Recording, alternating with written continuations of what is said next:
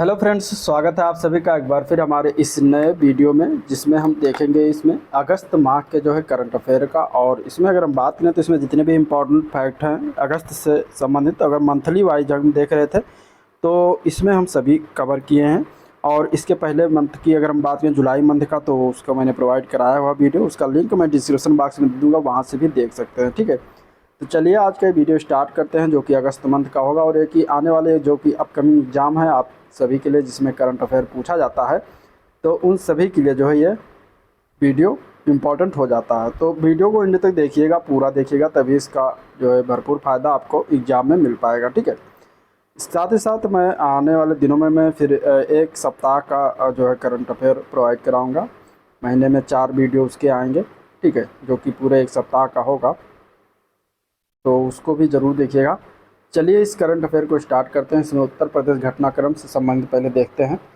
पहला अगर देखते हैं पॉइंट टू पॉइंट, तो साहित्य अकादमी युवा पुरस्कार 2023 जो घोषित किया गया है या प्रदान किया गया है, ये उनका नाम है अतुल कुमार राय। ठीक है, उत्तर प्रदेश स्पेशल की अगर हम बात करें, इसमें कुछ थोड़ा बहुत देख लेते हैं। तो अतुल कुमार राय को दिया गया, जो कि बलिया ज़िले के हैं, इसलिए इम्पोर्टेंट हो जाता है। और याद रखिएगा कि साहित्य अकादमी युवा पुरस्कार इस बार 2023 का, जो कि 23 जून 2023 को ये प्रोवाइड कराया गया है, प्रदान किया गया है अतुल कुमार राय को। और ये कहाँ के हैं? बलिया ज़िले के हैं निवासी। इनकी उपन्यास का नाम है चांदपुर की चंदा। इसके लिए जो है इन्हें साहित्य अकादमी युवा पुरस्कार जो है प्रदान किया गया। ठीक है, नेक्स्ट पॉइंट है 2021 का गांधी शांति पुरस्कार जो दिया गया है, ये गीता प्रेस को दिया गया है, जो कि गोरखपुर में स्थित है। तो इम्पॉर्टेंट हो जाता है ये भी। 18 जून को ये प्रदान किया गया है। 18 जून को सूचना कार्यालय भारत सरकार के द्वारा जो है ये जानकारी दिया गया। उसके अनुसार 2021 का ये गांधी शांति पुरस्कार जो है गीता प्रेस संस्था को दिया गया है, जो कि गोरखपुर में स्थित है। ठीक है, अगला पॉइंट है शक्ति दीदी अभियान। ये जो चलाया गया है, ये 2023 मतलब 22 जून 2023 से गौतम बुद्ध नगर की जो पुलिस कमिश्नर बनी है लक्ष्मी सिंह, उनके नेतृत्व में जो है ये शुरुआत किया गया है। और महिला सुरक्षा को लेकर जो है मिशन शक्ति के तहत ये शुरुआत किया गया है शक्ति दीदी अभियान। तो शक्ति दीदी अभियान किससे संबंधित है, इस तरीके से भी क्वेश्चन पूछा जा सकता है। तो शक्ति दीदी अभियान जो है ये महिला सुरक्षा को लेकर ये संबंधित है, और ये मिशन शक्ति के तहत जो है शुरुआत किया गया है। गौतम बुद्ध नगर की पुलिस कमिश्नर हैं लक्ष्मी सिंह, उनके जो है नेतृत्व में। ठीक है, 22 जून 2023 से। नेक्स्ट है यूपी में पहला हेरिटेज पार्क व रेल कोच रेस्टोरेंट, ये कहाँ पर स्थित है, बनाया गया है। तो ये पहला जो बनाया जा रहा है ये आगरा में है। ठीक है, आंसर हो जाएगा आगरा इसका। मिशन नंद बाबा इंपॉर्टेंट है। ये लोगो, इसका लोगो का इनावरण किया गया है किसके द्वारा? तो धर्मपाल सिंह के द्वारा किया गया है। ये कौन है? तो पशुधन एवं दुग्ध विकास मंत्री हैं। ठीक है, तो इनके द्वारा मिशन नंद बाबा का जो है लोगो जो है अनावरण किया गया है, इसलिए इम्पॉर्टेंट हो जाता है। और अगर हम बात करें तो 6 जून 2023 को उत्तर प्रदेश के दुग्ध उत्पादक किसानों की आय बढ़ाने और दूध की बिक्री गांव में ही सुनिश्चित करवाने के उद्देश्य से ये मिशन नंद बाबा की शुरुआत किया गया था। ठीक है, तो ये याद रखिएगा। अगला क्वेश्चन देखते हैं, अगला पॉइंट देखते हैं इसमें। सॉरी, इसमें उद्देश्य को दिया गया है कि यूपी के दुग्ध उत्पादक किसानों की आय बढ़ाने और दुग्ध की बिक्री गांव में ही सुनिश्चित करवाने के लिए अगले 5 वर्षों में इसके लिए 1000 करोड़ रुपए जो है उत्तर प्रदेश सरकार जो है खर्च करने वाली है मिशन नंद बाबा के तहत। ठीक है, नेक्स्ट पॉइंट है इंडिया रैंकिंग 2023। इंडिया रैंकिंग 2023 जिसमें शीर्ष विश्वविद्यालय का रैंक जारी किया गया, और इस रैंक में बनारस हिंदू विश्वविद्यालय यानी कि BHU को 5वां रैंक जो है प्रदान किया गया, इसलिए इंपॉर्टेंट है, यूपी से रिलेटेड है। और अलीगढ़ मुस्लिम विश्वविद्यालय को 9वां रैंक प्रदान किया गया है। तो ये दोनों याद रखिएगा। अगर हम बात करें प्रथम स्थान की, तो भारतीय प्रौद्योगिकी संस्थान मद्रास को प्रथम स्थान प्रदान किया गया है। ठीक है, इसको प्रथम स्थान मिला है। और दूसरा स्थान भारतीय विज्ञान संस्थान बेंगलुरु में स्थित है, इसको दूसरा स्थान प्राप्त हुआ इसमें। तो इसमें ये चीज़ें इंपॉर्टेंट है, यही इतना याद रखिएगा। अगला देखते हैं। नेक्स्ट इसमें टॉपिक है, पॉइंट है खेलो इंडिया यूनिवर्सिटी गेम्स 2022 का, जो अभी आयोजित हुआ है, समाप्त हुआ है, ये समापन हुआ है। ये आयोजन कब हुआ है ये जान लीजिए। तो 25 मई से 3 जून 2023 तक इसका आयोजन हुआ। उत्तर प्रदेश में आयोजन हुआ, इसलिए इम्पॉर्टेंट है। उत्तर प्रदेश के वाराणसी, गोरखपुर, लखनऊ और गौतम बुद्ध नगर में आयोजन हुआ है। इसके शुभंकर का नाम जीतू रखा गया है, जो कि यूपी के राजकीय यानी कि उत्तर प्रदेश के राजकीय पशु स्वयं डियर, जो जिसको बारहसिंगा कहते हैं, उसका प्रतिनिधित्व करता है। तो शुभंकर का नाम याद रखिएगा जीतू है। प्रथम स्थान इसमें पंजाब यूनिवर्सिटी को मिला है चंडीगढ़ का। द्वितीय स्थान जो है, दूसरा स्थान गुरु नानक देव विश्वविद्यालय अमृतसर को प्राप्त हुआ है। तीसरा स्थान जैन विश्वविद्यालय कर्नाटक को प्राप्त हुआ है। और इसका समापन कहाँ पर हुआ, तो वाराणसी के BHU में हुआ है, ये याद रखिएगा 3 जून 2023 को। ठीक है, तो ये कुछ इंपॉर्टेंट पॉइंट थे जो कि हमें देखे खेलो इंडिया यूनिवर्सिटी गेम्स से संबंधित। इतनी चीज़ें जरूर याद रखिएगा। अगला पॉइंट है उत्तर प्रदेश मातृभूमि योजना की बात करें तो इसका शुभारंभ हुआ है 2 जून 2023 को योगी आदित्यनाथ के द्वारा। पंचायती राज विभाग की प्रस्तावित ये योजना थी उत्तर प्रदेश मातृभूमि योजना। और इसका उद्देश्य क्या है, तो विदेश में उत्तर प्रदेश के निवासी अपने पैतृक गांव में अपने परिजनों पुरखों की याद में सामुदायिक केंद्र हुआ, बारात घर है और ऐसे ही अन्य निर्माण कार्य जो है करवा सकें, इसका ये उद्देश्य है उत्तर प्रदेश मातृभूमि योजना का। ठीक है, तो इसलिए ये याद रखिएगा। नेक्स्ट पॉइंट देखते हैं। IIRF यानी कि इंडियन इंस्टीट्यूशनल रैंकिंग फ्रेमवर्क जारी किया गया 29 मई 2023 को। और इसमें अगर हम बात करें तो प्रथम स्थान JNU को प्राप्त हुआ है। ठीक है, दूसरा स्थान BHU को प्राप्त हुआ है, तीसरा स्थान AMU को प्राप्त हुआ है यानी कि अलीगढ़ मुस्लिम यूनिवर्सिटी को प्राप्त हुआ है। तो इसलिए इंपॉर्टेंट है, ये याद रखिएगा, ये तीनों इसमें इंपॉर्टेंट। नेक्स्ट पॉइंट है भारत गौरव रत्न सम्मान। तो ये दिया गया है फरमान हसन खां को, जिनको फरमान मियाँ के नाम से भी जाना जाता है। तो फरमान मियाँ को 26 मई 2023 को भारत गौरव रत्न सम्मान से सम्मानित किया गया है। ठीक है, ये बरेली के रहने वाले हैं। ठीक है, और इसमें अगर हम बात करें तो मिनिस्ट्री ऑफ कॉर्पोरेट अफेयर्स की ओर से उत्तर प्रदेश के बरेली के जमात रजा मुस्तफ़ा के राष्ट्रीय महासचिव हैं ये फरमान हसन खां जी, तो इनको जो है प्रदान किया गया। ठीक है, पुरस्कार उनकी मानवता और सामाजिक कार्यों के लिए जो है मिला है। नेक्स्ट है समर्थ अभियान 2022 समर्थ अभियान का शुभारंभ की अगर हम बात करेंगे तो ये ग्राम पंचायत स्तर पर डिजिटल लेन देन को बढ़ावा देने के लिए शुरुआत किया गया है 25 मई 2023 को। ठीक है, लखनऊ में अमृत महोत्सव के तहत 50,000 ग्राम पंचायतों में इसकी शुरुआत की गई है, ये याद रखिएगा। ठीक है, 50,000 ग्राम पंचायतों में डिजिटल लेन देन को बढ़ावा देने के लिए समर्थ अभियान चला रहा है ग्रामीण विकास मंत्रालय, जो 1 फरवरी 2023 से शुरू हुआ और 15 अगस्त 2023 तक आज़ादी के अमृत महोत्सव के अंतर्गत जारी रहेगा। अब कुछ राष्ट्रीय घटनाक्रम हैं, उनके बारे में देखते हैं। पहला है बलिदान स्तंभ, जिसको शहीद स्मारक के नाम से भी जानते हैं, इसकी आधारशिला रखी गई है 24 जून 2023 को और अमित शाह के द्वारा रखा गया। ठीक है, कहाँ पर रखा गया, तो श्रीनगर में रखा गया है।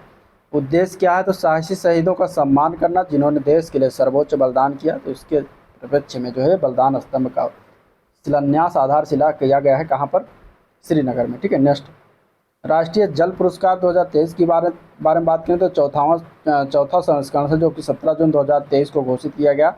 और सर्वश्रेष्ठ राज्य श्रेणी में प्रथम पुरस्कार मध्य प्रदेश को प्राप्त हुआ। सर्वश्रेष्ठ जिले में प्रथम पुरस्कार गंजम जिला को मिला, जो कि उड़ीसा का है।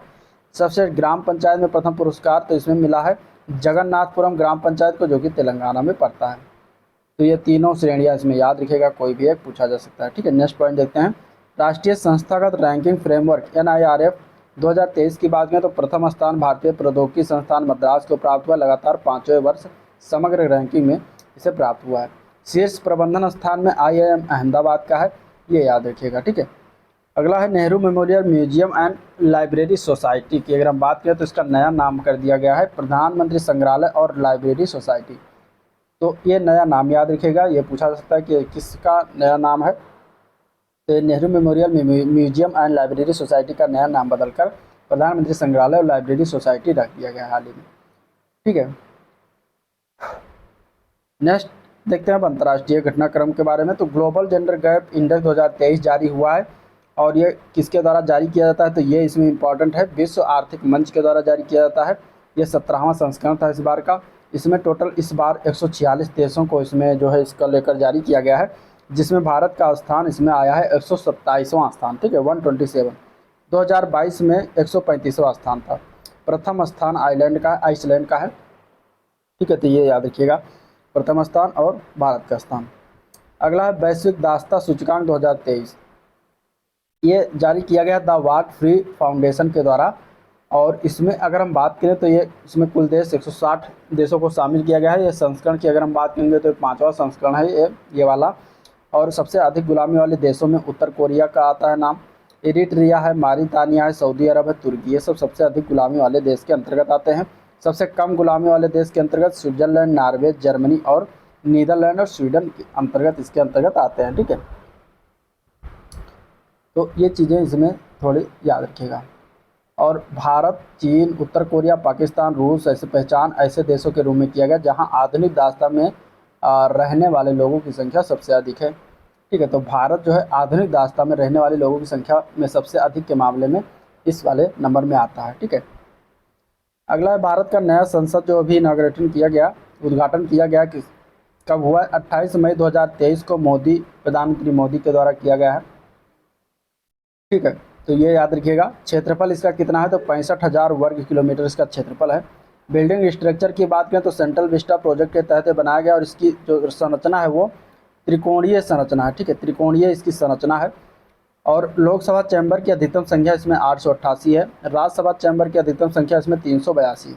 लोकसभा की जो चैम्बर है वो राष्ट्रीय पक्षी मोर की थीम पर आधारित है। ठीक है, और अगर हम बात करें राज्यसभा की, तो राज्यसभा जो है कमल की थीम पर आधारित है, जो कि राष्ट्रीय पुष्प है। तो वो जो है कमल के थीम पर जो है बनाया गया राज्यसभा। ठीक है, इसके थीम पर तैयार किया गया है। इसमें अगर हम बात करें नए संसद भवन में, तो भारत के महत्वपूर्ण विरासत भवन जैसे कि राष्ट्रपति भवन सहित अन्य विभिन्न वास्तुशिल्प प्रभाव को दर्शाता है।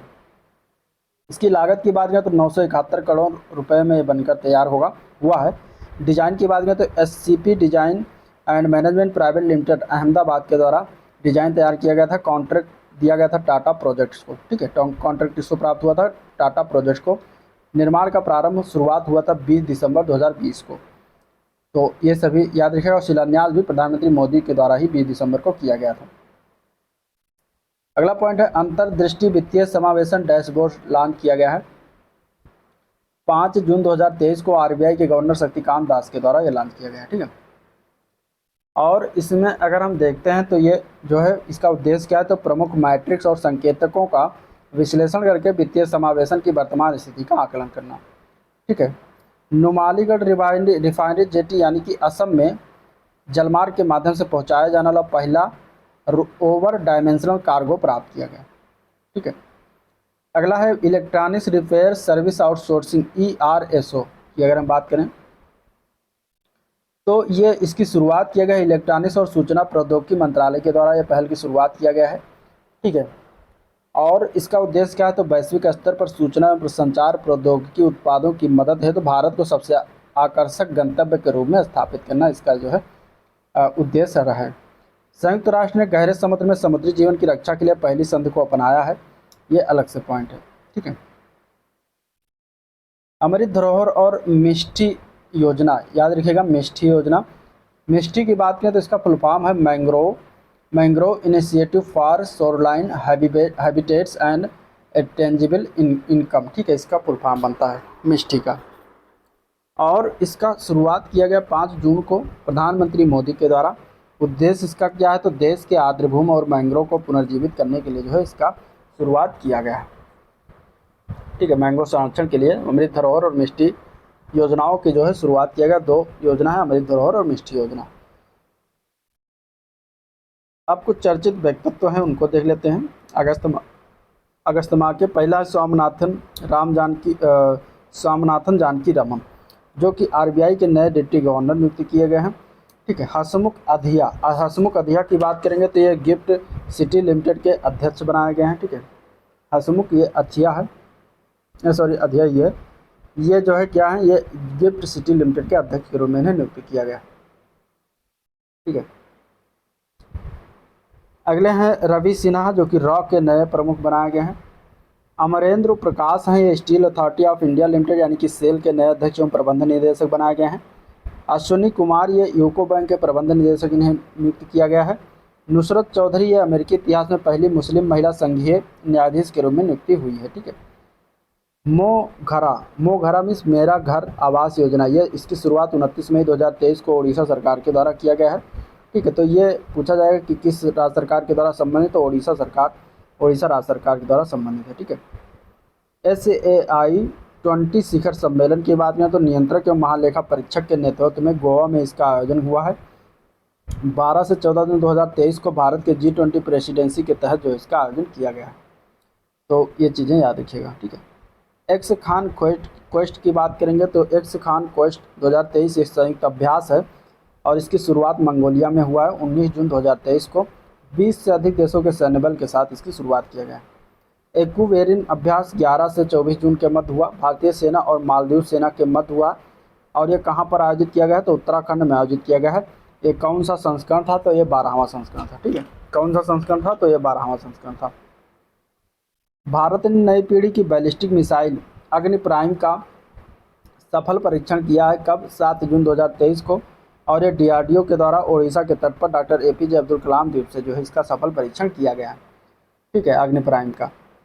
तो ये उड़ान परीक्षण के दौरान जो है सभी उद्देश्य सफलतापूर्वक प्रदर्शित हुए और यहाँ पर जो है भारत की सामरिक क्षमताओं के लिए जो है एक बहुत बड़ी उपलब्धि है। इस परीक्षण में अगर हम बात करें तो उन्नत रेंज इंस्ट्रूमेंटेशन लगा हुआ, जैसे कि राडार है, टेलीमेट्री है, इलेक्ट्रो ऑप्टिकल ट्रैकिंग सिस्टम की तैनाती इसमें शामिल थी, ताकि टर्मिनल बिंदु सहित वाहन के संपूर्ण प्रक्षेपवक्र वक्र में जो है महत्वपूर्ण उड़ान डाटा प्राप्त किया जा सके। ठीक है, अग्नि प्राइम की बात करें तो 1000 से लेकर 2000 किलोमीटर के बीच की सीमा वाली 2 चरणों वाली कनस्त्रीकृत ठोस प्रणोदक बैलिस्टिक मिसाइल है, जिसमें दोहरी नेविगेशन और मार्गदर्शन प्रणाली है। ये हो गया। प्रथम भारत फ्रांस संयुक्त अरब अमीरात समुद्री साझेदारी हुई है। ठीक है, और यह अभ्यास 7 जून को ओमान की खाड़ी में शुरुआत हुआ है। ठीक है। स्वदेशी हैवीवेट टारपीडो वरुणास्त्र की बात करें तो 6 जून 2023 को DRDO नौसेना विज्ञान तकनीकी प्रयोगशाला NSTL द्वारा जो है विकसित किया गया। ठीक है, तो ये याद रखिएगा। रिंग साइड एक पुस्तक का है, इसके लेखक हैं डॉक्टर विजय दर्दा, ये पूर्व सांसद रहे हैं, तो इनकी एक पुस्तक का है रिंग साइड, इसको याद रखिएगा। ठीक है, ये प्रसिद्ध लेखक हैं और कांग्रेस डॉक्टर शशि थरूर के लोकमत मीडिया समूह संपादकीय बोर्ड के अध्यक्ष और पूर्व सांसद रहे डॉक्टर विजय दर्दा के द्वारा ये लिखित पुस्तक है। ठीक है, अब तिथि और दिवस जान लेते हैं। 4 जून को क्या मनाया जाता है? तो international day of innocent children victim of aggression मनाते हैं। 5 जून को विश्व पर्यावरण दिवस मनाया जाता है। 7 जून को अंतर्राष्ट्रीय लेवल क्रॉसिंग अवेयरनेस डे मनाते हैं। 8 जून को विश्व महासागर दिवस मनाया जाता है। 12 जून को बाल श्रम के खिलाफ विश्व दिवस मनाते हैं। ठीक है, 14 जून को जो है विश्व रक्तदाता दिवस मनाया जाता है। 17 जून को विश्व मरुस्थलीय और सूखा रोकथाम दिवस मनाते हैं। 20 जून को विश्व शरणार्थी दिवस मनाया जाता है। 21 जून को अंतर्राष्ट्रीय योगा दिवस और 21 जून को ही विश्व संगीत दिवस मनाया जाता है। 23 जून को संयुक्त राष्ट्र सार्वजनिक सेवा दिवस मनाते हैं। 23 जून को ही अंतर्राष्ट्रीय विधवा दिवस मनाया जाता है। 26 जून को मादक पदार्थों के सेवन और अवैध तस्करी के खिलाफ अंतर्राष्ट्रीय दिवस मनाते हैं। 27 जून को विश्व मधुमेह दिवस मनाया जाता है और 30 जून को अंतर्राष्ट्रीय क्षुद्रग्रह दिवस मनाते हैं। ठीक है, कुछ शब्द संक्षेप हैं, जैसे कि ACLU की बात करें तो अमेरिकन सिविल लिबर्टीज यूनियन इसका फुल फॉर्म बनता है। ASI का फुल फॉर्म है archaeological survey of India. BWF का फुल फॉर्म है बैडमिंटन वर्ल्ड फेडरेशन। CAG का फुल फॉर्म है controller and auditor general. DRDO का फुल फॉर्म है defence research and development organisation. ERSO का फुल फॉर्म है electronic repair services outsourcing. NSTL का full form है naval science and technological laboratory. रॉ का फुल फॉर्म है रिसर्च एंड एनालिसिस विंग। ठीक है, UIDAI का फुल फॉर्म है unique identification authority of India. UPO का फुल फॉर्म है यूनिवर्सल पोस्टल यूनियन। ठीक है, तो कुछ फुल फॉर्म थे जिसको जानना जरूरी है। अब कुछ पुरस्कार हैं, जिसके यूरोपीय निबंध पुरस्कार 2023 का दिया गया अरुंधति राय को। इनकी निबंध आई थी आज़ादी के लिए, इन्हें प्राप्त हुआ सम्मान। ठीक है, तो ये याद रखिएगा। भारत इन पेरिस अभियान की बात करें तो ये 23 जून 2023 को शुरुआत किया गया। नई दिल्ली के जवाहरलाल नेहरू स्टेडियम से शुरुआत किया गया। इसका उद्देश्य क्या है? तो भारतीय ओलंपिक संघ ने पेरिस ओलंपिक्स खेलों से पहले पूरे भारत में खेलों के नारे में जागरूकता पैदा करने और उन्हें बढ़ावा देने के लिए जो है शुरुआत किया गया। ठीक है, फ्रेंच ओपन की बात करें 2023 का तो पुरुष एकल का खिताब रहा और यह सर्बियाई टेनिस स्टार नोवाक जोकोविच ने नॉर्वे के कैस्पर रूड को हराकर जीता है। महिला एकल खिताब की बात करें तो विजेता रही हैं ईगा स्विएटेक, उप विजेता रही हैं कैरोलिना मुचोवा। ठीक है, ये भी याद रखिएगा।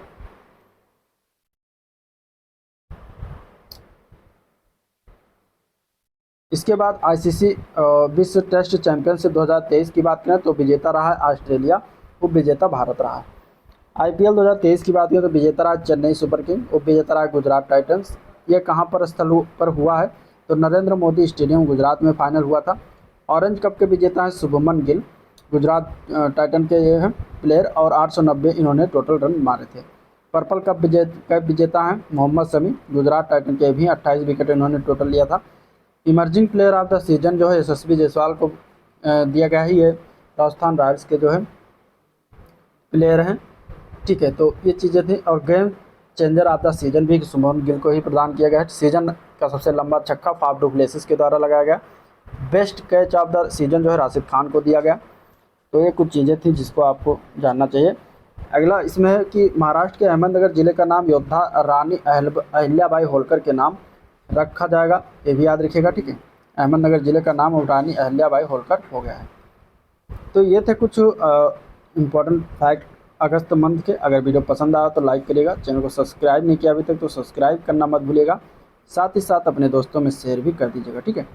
और आज का वीडियो पर निकलते हैं, मिलते हैं इसके नेक्स्ट वीडियो में। साथ ही साथ इसका मैं जो है लिंक जुलाई मंथ वाला आपको लिंक डिस्क्रिप्शन में दे दूंगा, वहाँ से जुलाई वाला भी देख सकते हैं। चलिए वीडियो को निकलते हैं, मिलते हैं नेक्स्ट वीडियो में, तब तक के लिए थैंक यू।